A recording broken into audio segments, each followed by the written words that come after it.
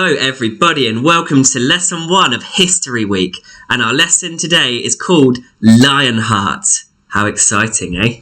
Well, our learning objectives will be to understand who the Plantagenets were and when they lived, to summarise the life of Richard the Lionheart, and to explain whether he was a good or a bad king.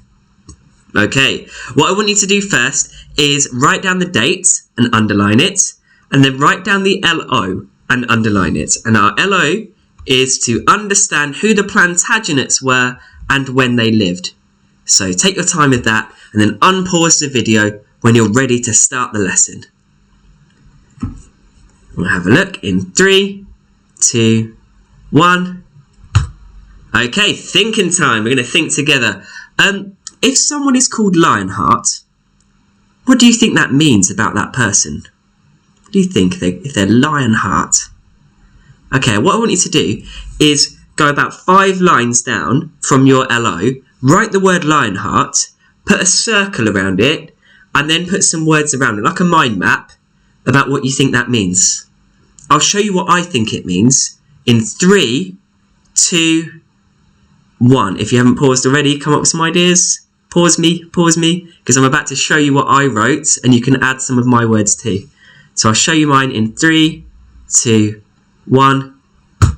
Okay, I wrote that I think that someone who's called Lionheart would be brave, heroic, courageous, so lots of courage, bravery, respected, so they're respected by other people, and honourable, so they're full of honour, they can be trusted, and they do the right thing. Okay. If you need to use any of those words, then take them, because we're going to be learning about a person who was known as Lionheart, and his name is King Richard I. Okay, we're going to watch this quick video and see if we can find out some more information about Richard I, Lionheart.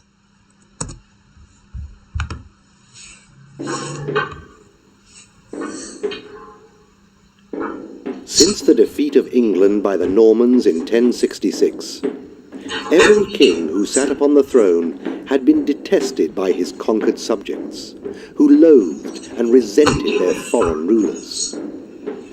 To change this, it took a man of the spellbinding charisma of Richard I. Richard was absent during most of his reign fighting abroad, and when he did come home, he could not speak English, and only stayed long enough to raise more taxes so he could resume his campaigning.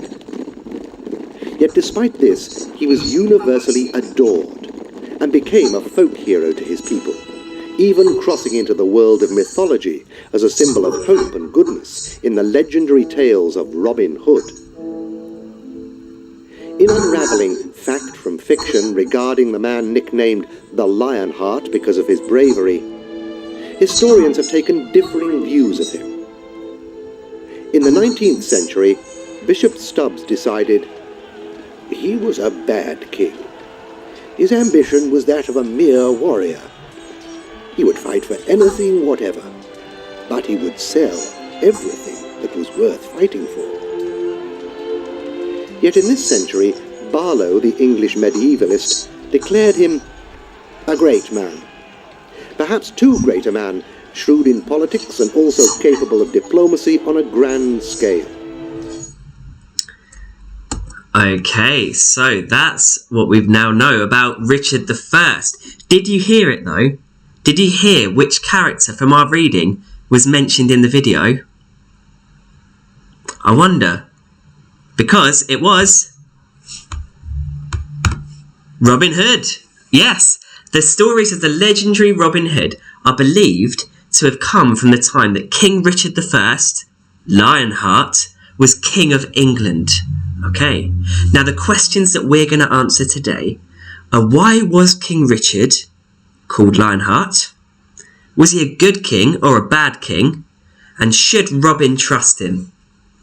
Okay, let's see how we answer them. And you might notice as well that down the bottom we've got all of our vocabulary for today's lesson. And as we move on, we'll be finding out what these words mean and what they are. Okay? Right, we have a special guest. So I'm going to have to pause the video now and then go and get him for you, okay? So bear with me, pause the video. Greetings! My name is King Richard I, and I am known as Lionheart. And I'm here today to tell you all about me and my time as King of England.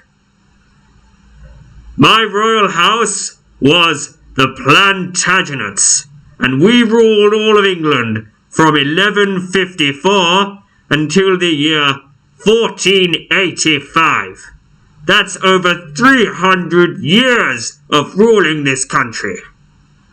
If you think the Queen nowadays has ruled for a long time, her house is called Windsor, not Plantagenet, and that's only been for the last 104 years.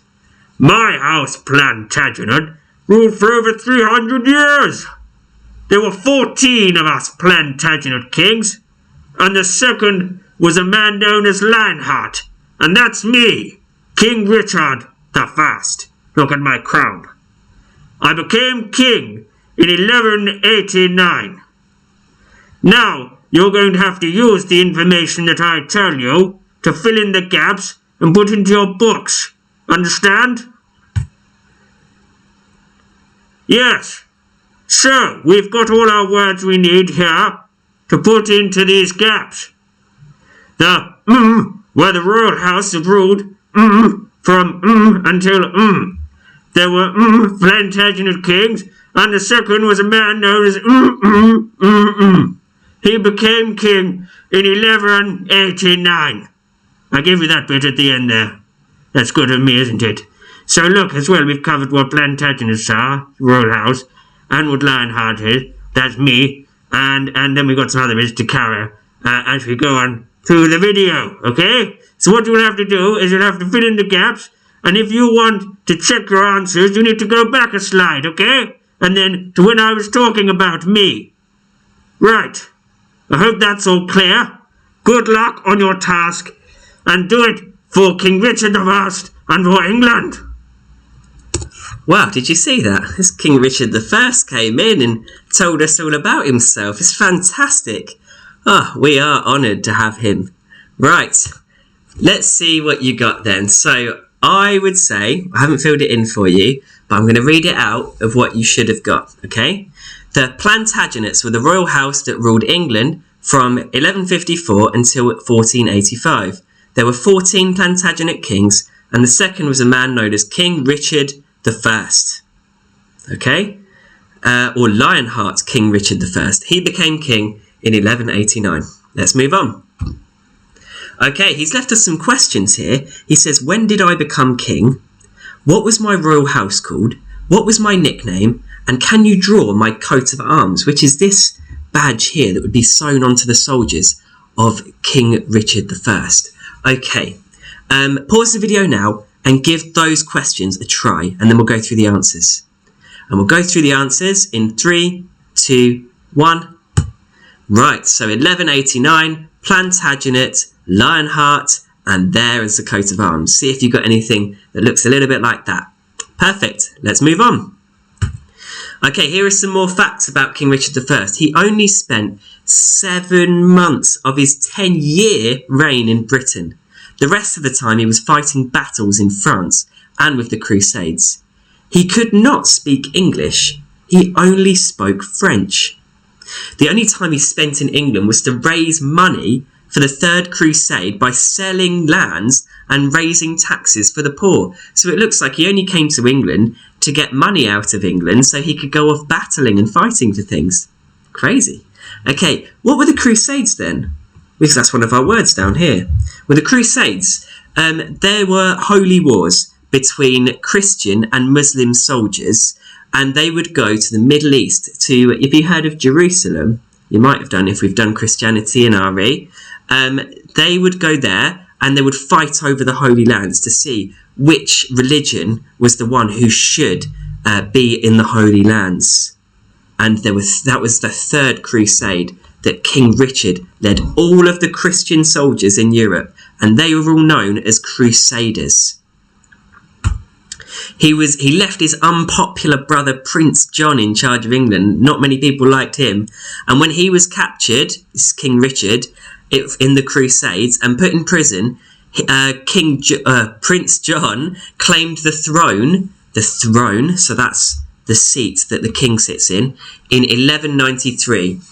When Richard I returned to England, once the ransom was paid, John ran away to France. So the ransom is the money needed to be raised so that they can give it to the people who captured Richard to get him free. Okay, but Richard eventually forgave his brother John and made him heir to the throne. So that means that he was next in line to become king once Richard had finished. Okay, now we've got 9 different facts here with good and bad. So what I want you to do is just on the screen here, we've got the definitions for throne and ransom there, which I just went through. What we're going to do is we're going to put green or red on each one of these things. And it's your decision, because it's up to you whether you think that King Richard was a good king or a bad king. It's all about opinion. That's all that historians do. They take evidence from the past and then they make up their own decision about what they think someone was, if they were a good king or a bad king. So here it says Richard was called the Lionheart because he was so brave, and I think that's a good thing. So I put a green square on that. Richard's wars cost a lot of money, as did his ransom from prison. So I thought, well, that puts a lot of pressure on the people. So I put a bad square there. So just pause the video and see if you think which bits were good, which bits are bad. Okay? And then we'll unpause when you're ready. We'll move on in 3, 2, 1. Okay, now using those things, you should have a few greens and a few reds there for good and bad thing, okay? And that's going to help you fill out this into your books, okay? So we're going to write an argument as to whether we think he was a good or a bad king. Choose which side you're on now. Okay, if you've said that you think he's a good king, you're going to write the reasons that were on the last slide here, that you put for good in green, into here, okay? And you're going to do that in your book. So you'll copy out the template. I think Richard I was a good king. One reason for this is that, and then you use one of the things. Then another reason is that, you use another one of the things. Or alternatively, you could even do it as I think Richard I was a bad king, and then use the bad things. It's up to you. Pause the video now, and then we'll summarise his life. 3, 2, 1. I hope you've done well with the main task there. I can't wait to read whether you think King Richard I was a good king or a bad king. So what have we learned today? Why was he called Lionheart? Was he a good king or a bad king? Why? We've explained that. And do you think Robin should trust him based on your answer? Did you know that after King Richard died, a new king was crowned? And the new king was a man who was known for his violent rages and cruelty. He was one of Robin Hood's greatest enemies. Can you guess who it is? I'll leave you to do that. Okay, between now and then, if you have any time, I think as well you should design your own crown. We saw King Richard wear one earlier, so why can't you? See if you can make one. Okay, everyone?